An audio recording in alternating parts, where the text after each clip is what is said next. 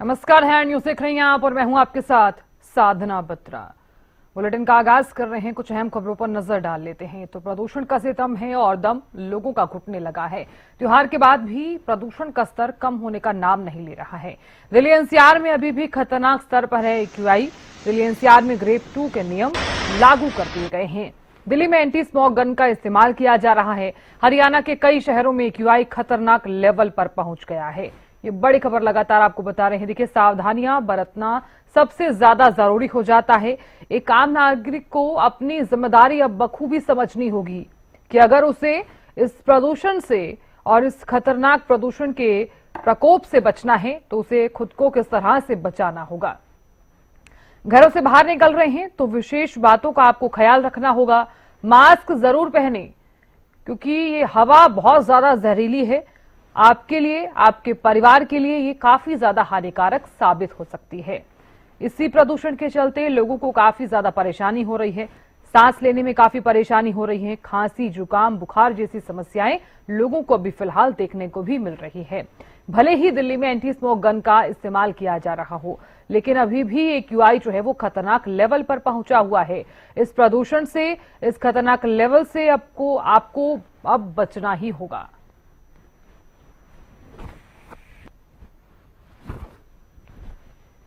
तो फिलहाल प्रदेश में क्या कुछ स्थिति है और प्रदेश के तमाम जिलों में क्या कुछ स्थिति है, हमारे संवाददाता जुड़ गए हैं। करनाल से महेंद्र सिंह जुड़ गए हैं और साथ ही राजीव सुल्तानिया जुड़ गए हैं। सबसे पहले राजीव, आपका रुख करना चाहूंगी मैं। इस वक्त प्रदेश में किस तरह के हालात बने हुए हैं? बढ़ते प्रदूषण के बीच लोग किस तरह से इस जहरीली हवा से बच रहे हैं? जी साधना जी, मैं आपको बताना चाहूंगा, महेंद्रगढ़ जिले में जो एक्यूआई का स्तर था वो 390 को पार कर गया था, लेकिन उसमें पिछले 3 दिन से काफी सुधार देखने को मिला है। फिलहाल हम एक्यूआई की बात करें तो 160 के आसपास जो है वो महेंद्रगढ़ जिले का एक्यूआई स्तर जो है वो है। अभी इसको काफी अच्छा तो हम नहीं कह सकते, लेकिन सामान्य जरूर हो गया है, क्योंकि अच्छी के जो श्रेणी होता है 0 से 50 या 50 से 100 तक होता है, लेकिन फिलहाल कहीं ना कहीं 100 से ऊपर है। क्योंकि पिछले दिन से लगातार जो है वो प्रशासन के द्वारा प्रयास किए जा रहे हैं। नगर पालिका क्षेत्र में भी जो लोग कूड़ा जलाते थे या प्लास्टिक जलाते थे या आग का लगा के उनको प्रयोग करते थे, तो उसमें काफी सुधार देखने को मिला है, क्योंकि नगर पालिका के द्वारा लगातार जुर्माना भी लगाया गया है जो इस तरह का पॉलीथीन या कूड़े के ढेर में आग लगाते थे। तो उससे काफी सुधार देखने को मिला है। तो कहीं ना कहीं अभी भी हम ये नहीं कह सकते कि काफी अच्छी श्रेणी में जो है वो महेंद्रगढ़ जिले का एयर क्वालिटी इंडेक्स जो है वो पहुंचा है, लेकिन फिलहाल कहीं ना कहीं सामान्य जरूर हो गया है, क्योंकि यही जो एयर क्वालिटी इंडेक्स था ये महेंद्रगढ़ जिले का 390 को क्रॉस कर गया था, जिसमें लोगों को सांस लेने में काफी दिक्कत परेशानी का सामना करना पड़ रहा था। लोग जब सुबह सैर पे जाते थे तो लोगों का दम घुटने लग गया था और मास्क का प्रयोग करते थे, क्योंकि आसमान के अंदर काला जो धुआं था वो छाया रहता था। उससे काफी जो परेशानी थी वो बुजुर्गों व बच्चों को हो रही थी। तो ऐसे में कहीं ना कहीं लगातार प्रशासन के द्वारा भी इसके ऊपर एक्शन लिया गया और जहां पर धूल भरा इलाका था या जहां पे क्रेशर माइनिंग जोन थी वहां पर भी प्रशासन के द्वारा लगातार अंकुश लगाया गया। और पीछे हमने देखा था कि माइनिंग जोन को भी प्रशासन के द्वारा कुछ दिनों के लिए बंद करवाया गया था, लेकिन कहीं ना कहीं अब भी हम ग्रेड 2 की श्रेणी में आते हैं। ग्रेड 2 अब भी यहाँ पर लागू है। तो कहीं ना कहीं प्रशासन ने काफी प्रयास किए हैं प्रदूषण को कंट्रोल करने के लिए, तो उसके जो सकारात्मक प्रभाव है वो देखने को मिल रहे हैं। जी, तो कहा जा सकता है कि सकारात्मक प्रभाव जो है वो अभी फिलहाल देखने को मिल रहा है और आने वाले दिनों में अगर स्थिति अच्छी रहती है तो लोग इस जहरीली हवा से बच भी सकते हैं। आप बने रहिए हमारे साथ। दर्शकों को हम ये भी बता दें कि हरियाणा न्यूज के फरीदाबाद से ब्यूरो चीफ राजेंद्र दहिया भी लगातार बने हुए हैं। राजेंद्र, चूंकि फरीदाबाद में भी दिल्ली एनसीआर से आसपास का इलाका ही है ये, तो फिलहाल वहां पर किस तरह की स्थिति बनी हुई है? क्योंकि दिल्ली एनसीआर में तो प्रदूषण अपनी चरम पर पहुंचा हुआ है। वहां पर अगर इसी तरह की स्थिति नजर आ रही है तो लोग किस तरह की सावधानियां वहां पर बरत रहे हैं? साधना, बिल्कुल मैं आपको बता दूं, फरीदाबाद की अगर बात करें तो स्मॉग की एक चादर सी पूरे वातावरण पर नजर आती है। चारों तरफ धुंधलापन दिखाई देता है और इससे बचने के लिए लोग हालांकि मास्क का सहारा ले रहे हैं, लेकिन उसके बावजूद भी लोगों के गले में दर्द है और आंखों में जलन की शिकायत हो रही है। और यही कारण है कि लगातार जो है अस्पतालों में भी मरीजों की संख्या बढ़ रही है। AQI लेवल की बात करें तो सुबह 400 के पार पहुंच गया था, लेकिन अभी फिलहाल की अगर बात करते हैं तो 200 से लेकर 300 तक अभी भी पूरे फरीदाबाद में कई जगह पर AQI लेवल बना हुआ है, जो कि खतरनाक है। और कहीं ना कहीं लगातार जिस तरीके से दावे प्रशासन की तरफ से किए गए थे, तो अभी भी कूड़े के ढेरों में लगातार जो आग लगाई जा रही है। हालांकि नगर निगम की तरफ से टीमों का गठन किया गया था, लेकिन वो टीमें कहीं धरातल पर नजर नहीं आ रही हैं। और यही कारण है कि लगातार जो प्रदूषण की मात्रा है वो वातावरण में बढ़ती जा रही है, और इसके कारण लोगों को परेशानी झेलनी पड़ रही है। एक तरह से कहा जा सकता है कि लोग गैस के चैम्बर में रहने के लिए मजबूर हैं, और जो जहरीली दमघोटू जो हवा है वो लोगों की जान के साथ खिलवाड़ हो रहा है। जी सर, बिल्कुल राजेंद्र, आप बने रहिए हमारे साथ। करनाल से संवाददाता महेंद्र सिंह भी बने हुए। महेंद्र सिंह, बढ़ते पॉल्यूशन के बीच लोगों के लिए अब ये बड़ा सवाल है कि अगर वो घरों से बाहर निकल रहे हैं तो किस तरह से वो घरों से बाहर निकलेंगे, क्योंकि घरों से बाहर निकलना बहुत ज्यादा मुश्किल होता हुआ नजर आ रहा है। फिलहाल वहां पर किस तरह की स्थिति बनी हुई है, और ये भी बताइए कि क्या अस्पतालों में मरीज वहां पर पहुंच रहे हैं, क्या कुछ व्यवस्थाएं वहां पर प्रशासन की तरफ से की गई हैं? देखिए, सबसे पहले हम जिक्र करेंगे जिस तरह की परिस्थितियां बनी हुई हैं, क्योंकि कई वजह रही हैं। चाहे त्योहारी सीजन की बात करें, फसल कटाई की बात करें, फसल अवशेषों में आग जनी हुई है, उसके अलावा जो ट्रैफिक की संख्या बढ़ी है उसकी वजह से एयर पोल्यूशन है वो काफी हद तक जो है बढ़ा था, लेकिन अब इसमें थोड़ी गिरावट जरूर देखने को मिली है। करनाल जिले के AQI लेवल की मैं बात करूं तो अभी वो 200 के आसपास चल रहा है। अभी भी एक अनहेल्दी कंडीशन है जिस तरह की आबो हवा में हम सांस ले रहे हैं, और अभी कुछ दिनों इसी तरह की परिस्थितियां बनी रह सकती हैं। जिस तरह से मौसम के अंदर पोल्यूशन का जो स्तर बढ़ा है, सबसे ज्यादा कार्बन के जो कण मौजूद हैं वो इफेक्ट कर रहे हैं इंसान की सेहत पर सीधे रूप से। जो लोग मजबूरी होती है, जिनको अपने काम पर जाना है, जो लोग घरों से बाहर निकलते हैं खासकर सुबह और शाम के समय, ये उनको सबसे ज्यादा परेशानी वाला समय रहता है कि उनकी आंखों में जलन होती है, सांस लेने में तकलीफ होती है। और ऐसे लोग जिनकी इम्यूनिटी कमजोर है, बुजुर्ग कहें, छोटे बच्चे कहें, या जिनको सांस संबंधित किसी तरह की बीमारी है, उनके लिए ये मौसम बेहद प्रतिकूल है। उनको काफी दिक्कतों का सामना करना पड़ता है। ये कहें कि उनकी बीमारी को ये और ज्यादा बढ़ाता है। और यही वजह है कि जब अस्पतालों की OPD पर नजर डालें तो वहां पर आंखों में इन्फेक्शन के मामले सबसे ज्यादा निकलकर सामने आ रहे हैं, कि जिनको आंखों में जलन है, इस तरह की शिकायतें सबसे ज्यादा आई हैं। मजबूरी है, डॉक्टर भी सलाह दे रहे हैं कि गोगल्स का इस्तेमाल करें। दूसरी जो बड़ी शिकायत आती है वो है सांस लेने में तकलीफ है, फेफड़ों में इन्फेक्शन के मामले ये ज्यादा निकलकर सामने आ रहे हैं। इसीलिए हिदायत दी गई है कि जो भी लोग बाहर जाते हैं, खासकर सुबह के समय या शाम के समय जब पोल्यूशन का असर सबसे ज्यादा होता है, तो मास्क जरूर लगाएं। ये हिदायत जो है डॉक्टर्स की तरफ से दी गई है।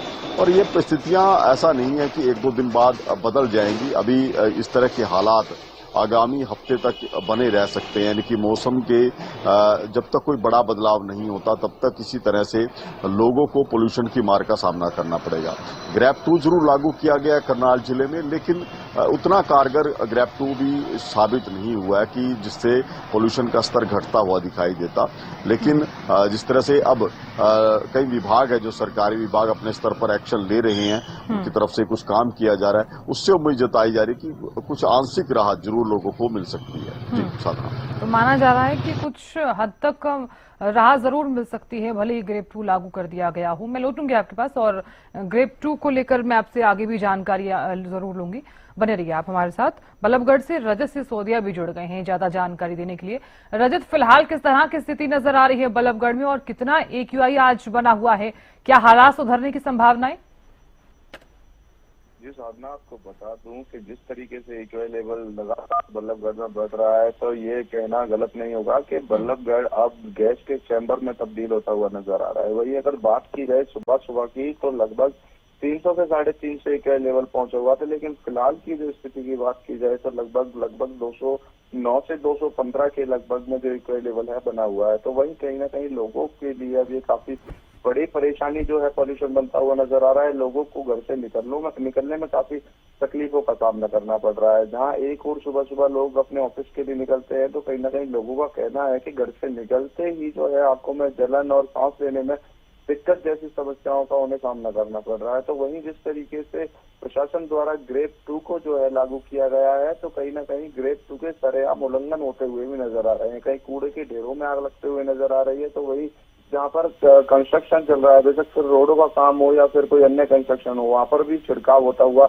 नजर नहीं आ रहा है। तो इससे साफ तौर पर दिखाई देता है कि किस तरीके से ग्रेड 2 जो है उसका उल्लंघन हो रहा है और पॉल्यूशन को लगातार बढ़ावा दिया जा रहा है। रोकथाम की हालांकि प्रशासन द्वारा लगातार कोशिशें की जा रही हैं, लेकिन दरअसल पर अगर बात की जाए तो ऐसा कोई भी कार्य जो है नहीं दिखाई दे रहा है जिससे कि पॉल्यूशन पे रोकथाम हो पाए, क्योंकि ना तो कहीं छिड़काव होता हुआ नजर आ रहा है और न ही जिस तरीके से ग्रेड 2 के तमाम नियम है कि कहीं भी भट्टी नहीं चलाई जाएगी या फिर कहीं भी आग नहीं लगाई जाएगी और उस पर कोई रोकथाम होती हुई नजर आ रही है। तो इससे कहीं ना कहीं पॉल्यूशन जो है लगातार बढ़ता हुआ नजर आ रहा है। इस पर रोकथाम के लिए अभी ऐसी कोई ठोस कार्रवाई दिखाई नहीं दे रही है। जी साधना। बिल्कुल रजत, बने रहिए आप हमारे साथ। तमाम संवाददाता भी बने हुए हैं लगातार, महेंद्र सिंह भी लगातार बने हुए हैं। रजत, सबसे पहले माफ कीजिए राजीव, आपका रुख करना चाहूंगी मैं, क्योंकि देखिए आप लगातार जानकारी दे रहे थे कि हालात वहां पर कुछ हद तक सामान्य होने की संभावनाएं नजर आ रही हैं। आप जिस तरह से बता रहे थे कि AQI लेवल अब घटता हुआ नजर भी आ रहा है। आप क्या कारण मानते हैं? हवा अगर इतनी जहरीली होती हुई नजर आ रही है, क्या पराली का धुआं या फिर दिवाली के समय जो फोड़े गए थे पटाखे उनका धुआं मान रहे हैं आप? क्या कारण मान रहे हैं आप? जी साधना जी, मैं आपको बताना चाहूंगा जो AQI का स्तर था वो महेंद्रगढ़ जिले का 390 को पार कर गया था। तो हरियाणा न्यूज ने भी इस मुद्दे को प्रमुखता से दिखाया और अवेयर कैंप जो था वो भी चलाया, जिससे लोग काफी अवेयर हुए और लोगों ने भी सावधानियां बरतनी शुरू की, क्योंकि लोगों के द्वारा भी लगातार जो थे वो कूड़े के ढेरों में आग लगा दी जाती थी। तो ऐसे में कहीं न कहीं हमारा मानना है कि हरियाणा न्यूज ने इस मुद्दे को जब प्रमुखता से उठाया तो प्रशासन भी हरकत में आया और प्रशासन के द्वारा भी जो तमाम तरह की जो व्यवस्थाएं प्रदूषण कंट्रोल को लेकर करनी थी उनको लागू किया, चाहे वो शहर में जुर्माना हो, चाहे वो माइनिंग जोन हो। तो कहीं ना कहीं मेरा अपना मानना है कि इस मुद्दे को प्रमुखता से उठाने से लोगों को भी काफी समझ में आया कि इस एयर प्रदूषण की वजह से जो लोग हैं उनको काफी बड़ी परेशानियां हो रही हैं, सांस लेने में दिक्कत हो रही है, क्योंकि त्योहारी सीजन में था उस समय भी हम मानते हैं कि आतिशबाजी की वजह से भी कहीं ना कहीं जो प्रदूषण का स्तर था वो बढ़ा था।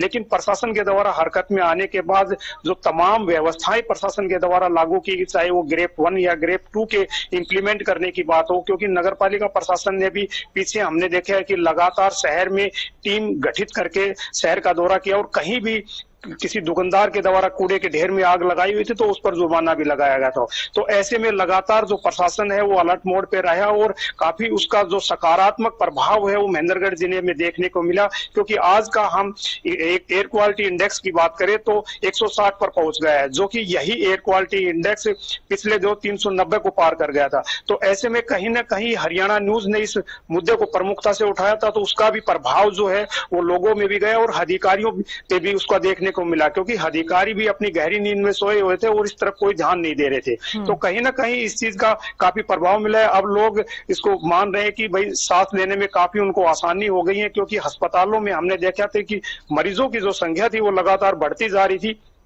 तो ऐसे में कहीं ना कहीं अस्पतालों में जो आंखों के मरीज पहुंच रहे थे या सांस के मरीज पहुंच रहे थे, तो ऐसे में डॉक्टर्स के द्वारा भी उनको यही सलाह दी जा रही थी क्योंकि मास्क का प्रयोग करें और जो जिससे पोल्यूशन बढ़ रहा है उसमें सभी जन भागीदारी की सहयोग करके ही उसको काबू किया जा सकता है। जी बिल्कुल राजीव, आप बने रहिए। फरीदाबाद से ब्यूरो चीफ राजेंद्र भी लगातार बने हुए हैं। राजेंद्र, देखिए मैं आपसे जानना चाहती हूँ कि फरीदाबाद में आज का AQI कितना है और लोग जो सावधानियां बरत रहे हैं और उसके साथ साथ क्या कोई एहतियात बरतने के लिए भी कहा गया है कि अगर आप एहतियात बरतते हैं तो इस जहरीली हवा से बच सकते हैं?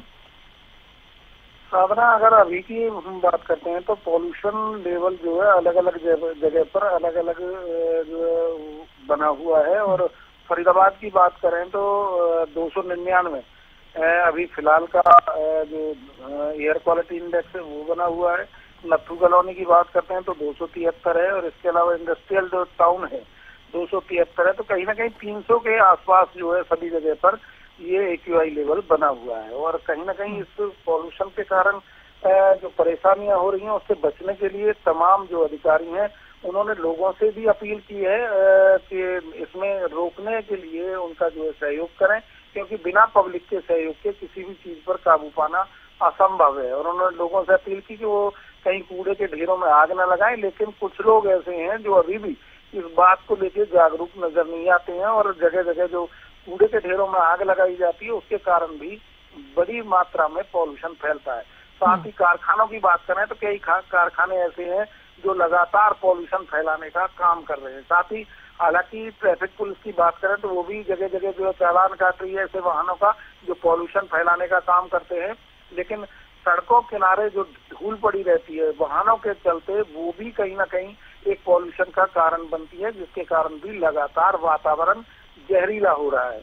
और इन तमाम चीजों को रोकने के लिए प्रशासन भी लोगों से अपील कर रहा है कि वो ज्यादा से ज्यादा प्रशासनिक अधिकारियों का सहयोग करें और पॉल्यूशन को कंट्रोल करने में प्रशासन की मदद करें। लेकिन बावजूद उसके जो ग्रेड 2 के नियम थे उनमें तमाम तरह की बातें सामने थी। जो नियम है उसके कि या तो कहीं भी जो है कूड़े के ढेर में आग नहीं लगाई जा सकती, साथ ही कोयला नहीं जलाया जा सकता है। इसके अलावा जो कंस्ट्रक्शन का काम है वहां पर भी छिड़काव होना चाहिए। तमाम चीजें हैं जिन पर अंकुश लगाना चाहिए था, लेकिन वो टीमें कहीं नजर नहीं आती हैं। हालांकि कई टीमों का गठन किया गया था, इसके अलावा पॉल्यूशन विभाग भी है, लेकिन अभी तक कोई बड़ी कार्रवाई उनकी तरफ से यहाँ पर नजर नहीं आई है। और यही कारण है कि जो लगातार पॉल्यूशन है वो बढ़ता हुआ दिखाई दे रहा है, जिसका सीधा असर लोगों के स्वास्थ्य पर पड़ता है। और कहीं ना कहीं जो बच्चे और बुजुर्ग हैं उनके लिए काफी परेशानी भरा ये समय नजर आ रहा है। जी साधना। बिल्कुल राजेंद्र, बहुत बहुत शुक्रिया जानकारी देने के लिए और नजर बनाए रखने के लिए। हमारे संवाददाता करनाल से महेंद्र सिंह भी बने हुए। महेंद्र सिंह, आप इससे पहले लगातार जानकारी दे रहे थे कि ग्रेड 2 के तहत नियम जो है वो लागू कर दिए गए हैं। मैं आपसे जानना चाहती हूं कि ग्रेड 1 और ग्रेड 2 के जो नियम लागू किए गए हैं इन दोनों में क्या कुछ डिफरेंसेस हैं, और अगर ये नियम लागू होते हैं तो क्या क्या नियम होते हैं इसके तहत? तो साधना देखिए, मैं सबसे पहले अपने एसटीवी हरियाणा न्यूज के दर्शकों को बताना चाहूंगा कि ग्रेप होता क्या है। ग्रेप होता है ग्रेडेड एक्शन प्लान, जो परिस्थितियों को देखकर लागू किया जाता है कि किस तरह की परिस्थितियां बनी हुई हैं, प्रदूषण का स्तर क्या है, उसके बाद ही ग्रेप 1, ग्रेप 2, ग्रेप 3 या ग्रेप 4 लागू किया जाता है। कि जब भी अलग अलग मानक हैं कि पोल्यूशन का स्तर क्या है, 0 से लेकर 50 तक AQI लेवल को बढ़िया माना जाता है। ये ग्रीन कैटेगरीज को दी गई है। 50 से लेकर 100 तक को जो है लाइट ग्रीन कैटेगरी में रखा जाता है। ये ठीक ठाक कंडीशन होती है। इसके ऊपर जब AQI लेवल जाते हैं, 100 से ऊपर जब AQI लेवल जाते हैं तो ग्रेप 1 को लागू किया जाता है। 100 से लेकर 150 तक ये येलो कैटेगरी होती है, और 150 के पार जब चला जाता है AQI लेवल तो वो ऑरेंज कैटेगरी में चला जाता है। और उसके बाद 200 से पार जाने के बाद ये रेड यानी हैजर्ड कैटेगरी में चला जाता है। वो बिल्कुल अनहेल्दी कंडीशन होती है, खतरनाक स्थिति इसको कहा जा सकता है। ऐसी बीते दिनों में कई हरियाणा के कई शहरों में ऐसी स्थितियां बनी थी जहां 300 के पार AQI लेवल गए थे। और जिस तरह से अभी ग्रेप 2 लागू किया गया है, तो ये ऐसी कंडीशन में लागू किया जाता है जब AQI लेवल 150 से पार चले जाए। अभी NCR के कई जो जिले हैं हरियाणा के, उनमें ग्रेप 2 लागू किया गया है। ग्रेप 2 में जो नियम रहते हैं उनमें सबसे पहले जो नियम रहता है कि कूड़े और कचरे के ढेर में आग नहीं लगाई जाएगी, यानी कि सड़कों के किनारे जो किसी तरह से कूड़ा और कचरा एकत्रित रहता है उसमें आगजनी नहीं की जानी चाहिए। ये ग्रेप 1-2 का नियम है। दूसरा जो नियम रहता है वो रहता है कि जहां भी कंस्ट्रक्शन साइट्स हैं, जहां पर किसी तरह का सिविल कंस्ट्रक्शन का काम चल रहा है, निर्माण कार्य चल रहे हैं, तो वहां पर बड़ी मात्रा में निर्माण सामग्री होती है, जिसमें रेत है, बजरी है या दूसरे ऐसे सामान है जिनको कंस्ट्रक्शन में प्रयोग किया जाता है, वहां पर छिड़काव का काम करना है और कंस्ट्रक्शन के लिए प्रयोग होने वाली पूरी मटेरियल को ढक कर रखना है। तो ये एक दूसरा नियम है। इसके अलावा पानी का छिड़काव करना है, जहां पर भी स्वीपिंग का कार्य, चाहे वो नगर पालिकाएं करें, नगर निगम करे, वहां पर छिड़काव का काम उनकी तरफ से किया जाना चाहिए सड़कों पर। और मैनुअल स्वीपिंग की बजाय जो है मशीन से ज्यादा सफाई करने का नियम जो है ग्रैप 2 के अंदर लागू किया जाता है, ताकि पोल्यूशन के स्तर को कम किया जा सके। इसके अलावा कई स्थानों पर फोगर भी चलाए जाते हैं, जहां पर बड़ी मात्रा में व्हीकल होते हैं, वहां पर फोगर्स की व्यवस्था करनी होती है, ताकि पोल्यूशन के जो स्तर को है वो आरंभिक चरणों में जो है कम किया जाए। यदि इससे भी बात नहीं बनती, तब ग्रैप 3 और ग्रैप 4 के नियम लागू किए जाते हैं। जी साहब। बिल्कुल महेंद्र सिंह, आप बने रहिए हमारे साथ। रजत भी लगातार बने हुए हैं। रजत, देखिए, क्योंकि बीते दिनों लगातार जिस तरह से आप भी जानते हैं कि दिवाली का त्योहार रहा और ऐसे में लोगों ने काफी ज्यादा पटाखे और काफी ज्यादा आतिशबाजी भी की है। दूसरा कारण ये भी रहा कि अभी भी पराली जलाने के जो मामले हैं वो सामने आ रहे हैं, भले ही सरकार ने काफी ज्यादा सख्ती की हो। मेरा सवाल आपसे ये है कि इन दोनों कारणों को देखते हुए अब क्या सावधानियां बरती जा सकती हैं जिससे प्रदूषण कम हो सके? जी साधना, आपको बता दूं कि जिस तरीके से दिवाली का त्योहार निकला है, तो ऐसे में सुप्रीम कोर्ट द्वारा जो आदेश है मिले गए थे कि लोग जो इस बार है दिल्ली एनसीआर में ग्रीन पटाखे जला सकते हैं, लेकिन कहीं ना कहीं उसकी अवज में जो है तमाम बारूदी पटाखे लोग चलाते हुए नजर आए। लेकिन वहीं दूसरे नजरिए से देखा जाए तो बल्लभगढ़ में जो है AQI लेवल दिवाली से पहले ही 200 पार जो है बना हुआ था। तो कहीं ना कहीं डायरेक्ट अगर पटाखों के ऊपर बात ली जाए कि पटाखों से AQI लेवल बढ़ा है, हालांकि देखिए उससे फर्क तो पड़ा है कि पटाखे जलने के बाद दिवाली से अगले दिन जो AQI है लगभग दुगना जो है पहुंचता हुआ नजर आया था। लेकिन जो एयर क्वालिटी इंडेक्स है, जो पॉल्यूशन है बल्लभगढ़ में, वह दिवाली से पहले ही जो है काफी जो पुअर होता है, अनहेल्थी होता है, उसमें बना हुआ था। तो कहीं ना कहीं जो पटाखे हैं उन्होंने असर तो डाला, लेकिन पटाखों से पहले ही जो है पॉल्यूशन बल्लभगढ़ में बढ़ा हुआ था। तो वही अगर पराली की बात की जाए तो फरीदाबाद क्षेत्र में, बल्लभगढ़ क्षेत्र में जो है पराली ना के बराबर जलाई जाती है, लेकिन जो अन्य क्षेत्र है हरियाणा का जो अन्य क्षेत्र है, फिर चाहे अगर करनाल की बात की जाए, महेंद्रगढ़ की बात की जाए या फिर अन्य जगहों की बात की जाए जहाँ धान की फसल ज्यादा होती है, ऐसे में उन जगहों पर पराली जलाने के बाद जब हवा जो है फरीदाबाद की ओर की चलती है, तो उससे कहीं ना कहीं जो पॉल्यूशन का स्तर है फरीदाबाद दिल्ली एनसीआर में बढ़ता हुआ नजर आता है। तो इससे कहीं ना कहीं पॉल्यूशन का स्तर है जो उस पर काफी असर पड़ता हुआ नजर आता है। तो वहीं अगर बात की जाए लोगों के बचाव की, तो लोग अपनी तरफ से भी काफी बचाव करते हुए इसमें नजर आ रहे हैं। लोग अब सड़कों पर चलते हुए चेहरे पे मास्क और आंखों पे चश्मे लगाते हुए नजर आ रहे हैं, क्योंकि स्वास्थ्य विभाग भी लगातार लोगों से यही अपील कर रहा है कि जो लोग घर से बाहर निकले तो अपना फेस ढक के, फिर चाहे कपड़े से या फिर मास्क से जो है अपना फेस ढक के घर से बाहर निकले, तो वहीं आंखों पर चश्मा लगा कर निकले, क्योंकि दिवाली से पहले से ही लोगों के अंदर जो है पॉल्यूशन से होने वाली तमाम समस्याएं जो है देखने के लिए मिल रही थी। फिर चाहे वे सांस लेने में परेशानी की बात की जाए या फिर आंखों में जलन की बात की जाए, फेफड़ों में इन्फेक्शन की बात की जाए, क्योंकि शुरू से ही जो है तमाम OPDs में जो है लोग लगातार पहुंच रहे थे और इस तरीके की समस्या जो है वह देखने के लिए मिल रही थी। तो स्वास्थ्य विभाग भी लगातार लोगों से यही अपील करता हुआ नजर आ रहा था और कहीं ना कहीं लोग जो है बल्लभगढ़ में भी अब जो जिस समस्या से जो उन्हें जूझना पड़ रहा था, तो कहीं ना कहीं स्वास्थ्य विभाग की बात मानते हुए लोग अपने चेहरों पर मास्क लगाकर और आंखों पर चश्मे लगाकर, या फिर वहीं दूसरी ओर स्वास्थ्य विभाग ने ये भी लोगों से अपील की कि जो दोपहिया वाहन पे चलने वाले लोग हैं, सुबह अर्ली मॉर्निंग ऑफिस जाने वाले लोग हैं, वह जरूर इसका मास्क और हेलमेट लगा के निकले, क्योंकि देखिए जो पॉल्यूशन है सुबह सुबह स्तर रहता है, ऐसे में कहीं ना कहीं काफी परेशानी जो है लोगों को झेलनी पड़ सकती है। तो वहीं लोगों का स्वास्थ्य विभाग का ये भी कहना है कि जो लोग अर्ली मॉर्निंग वॉक पे जाते हैं, ऐसे में कुछ दिन के लिए इसको इग्नोर करें, क्योंकि सुबह सुबह जिस तरीके का पॉल्यूशन स्तर रहता है तो पैदल चलने से जो है सांस लेने की जो स्पीड है वह भी काफी तेज हो जाती है, तो ऐसे में पॉल्यूशन ज्यादा अंदर जाता है। तो कहीं ना कहीं अब जो है जो पॉल्यूशन का स्तर है लगातार बढ़ता जा रहा है, तो बल्लभगढ़ फरीदाबाद में लोगों को काफी परेशानियां उठानी पड़ रही है। अब देखना यही होता है कि कब तक ये पॉल्यूशन है कम हो पाता है, क्योंकि देखिए सर्दियों में पॉल्यूशन जम जाता है, ऐसे में कहीं ना कहीं लोगों के लिए बहुत समस्या जो है हर साल दिल्ली एनसीआर में देखने के लिए मिलती है। कहा जा सकता है कि हर साल हम ये समस्या देखते हैं और हर साल लोगों को इस समस्या से जूझना भी पड़ता है। बहुत शुक्रिया जानकारी देने के लिए। चरखी दादरी से हमारे संवाददाता सुरेंद्र भी जुड़ गए हैं। सुरेंद्र, आप क्या वजह मानते हैं? बढ़ते पॉल्यूशन के चलते लोगों को काफी ज्यादा परेशानियां हो रही हैं, सांस लेना भी अब दूभर होता हुआ नजर आ रहा है। क्या वजह है जो प्रदूषण इतना ज्यादा बढ़ता हुआ नजर आ रहा है?